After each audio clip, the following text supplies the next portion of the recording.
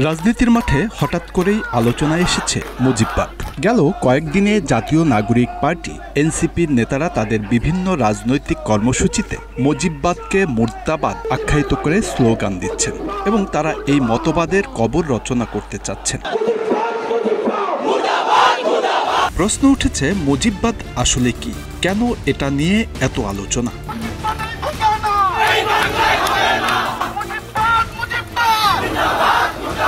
মুজিববাদ মূলত বাংলাদেশের স্থপতি ও জাতির পিতা বঙ্গবন্ধু শেখ মুজিবুর রহমানের রাজনৈতিক দর্শন, আদর্শ ও নেতৃত্বের একটি সামগ্রিক রূপ।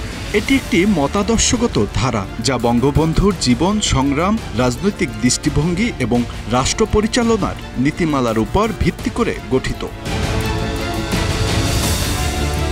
শেখ মুজিবের রাজনৈতিক দর্শন মোটা দাগে চারটি ভিত্তির উপর প্রতিষ্ঠিত। এগুলো হলো জাতীয়তাবাদ, সমাজতন্ত্র, গণতন্ত্র ও ধর্মনিরপেক্ষতা। 1972 সালে বাংলাদেশের সংবিধান এই চার নীতির উপর ভিত্তি করে প্রণয়ন করা হয়, যা পরবর্তীতে বাংলাদেশ রাষ্ট্র পরিচালনার চার মূলনীতি হিসেবে গৃহীত হয়। মুজিববাদ আওয়ামী লীগ ও তাদের সমর্থকদের কাছে একটি আদর্শিক ভিত্তি। 1972 সালের 7 জুন সোহরাওয়ার্দী উদ্যানে শেখ মুজিব বলেন, আগে স্লোগান ছিল 6 দফা, এখন 4টি স্তম্ভ।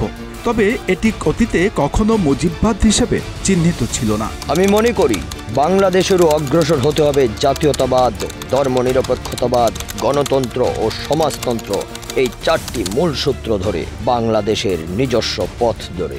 আমার উপযুক্ত মতকে অনেকে বলছেন মুজিববাদ। এদেশের লেখক, সাহিত্যিক বা ঐতিহাসিকগণ আমার চিন্তাধারার কি নামকরণ করবেন সেটা তাদের ব্যাপার, আমার নয়। নামকরণের প্রতি আমার কোনো মোহ নাই। আমি চাই কাজ, আমি চাই আমার চিন্তাধারার বাস্তব রূপায়ণ, আমি চাই শোষণমুক্ত গণতান্ত্রিক বাংলাদেশ, আমি চাই আমার স্বপ্ন সোনার বাংলা নির্মাণের পূর্ণ বাস্তবায়ন।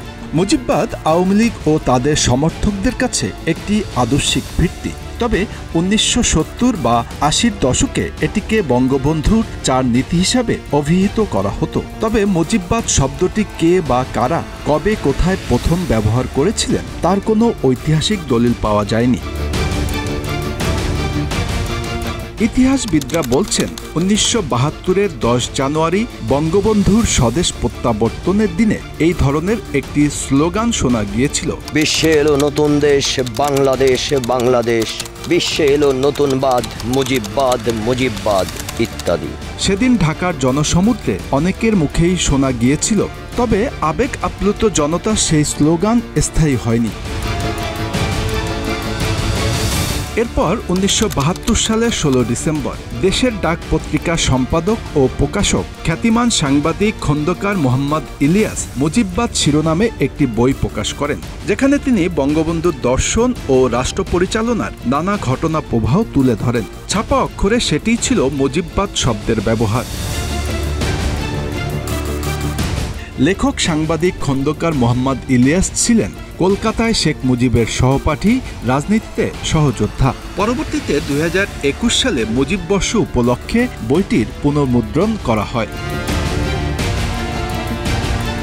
2009 সালে আওয়ামী লীগ ক্ষমতায় ফেরার পর দলের ভিতরে এবং সরকার প্রধান শেখ হাসিনার বক্তব্যে বঙ্গবন্ধুর আদর্শভিত্তিক রাষ্ট্রচিন্তা ঘন ঘন উচ্চারিত হতে থাকে। 2010 সালে আওয়ামী লীগ ঘোষিত দলের গঠনতন্ত্রে প্রথমবারের মতো মুজিববাদ শব্দটি আনুষ্ঠানিকভাবে যুক্ত হয়, যেখানে মুজিববাদকে দলীয় আদর্শ ও দৃষ্টিভঙ্গির ভিত্তিতে হিসাবে উল্লেখ করা হয়।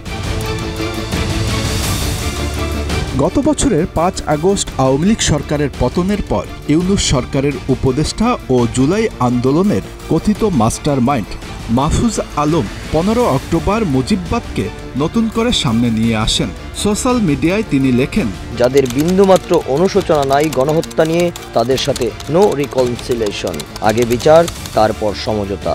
মুজিববাদের বিরুদ্ধে এবার হবে প্রত্যাঘাত। খুনিদের ক্ষমা নাই, খুনিদের আদর্শের ফেরিওয়ালাদেরও ক্ষমা নাই। মাহফুজ আলমের এই স্ট্যাটাসের পর বিভিন্ন সময়ে জাতীয় নাগরিক পার্টির নেতাকর্মীরা মুজিববাদ নিয়ে আলোচনা শুরু করেন।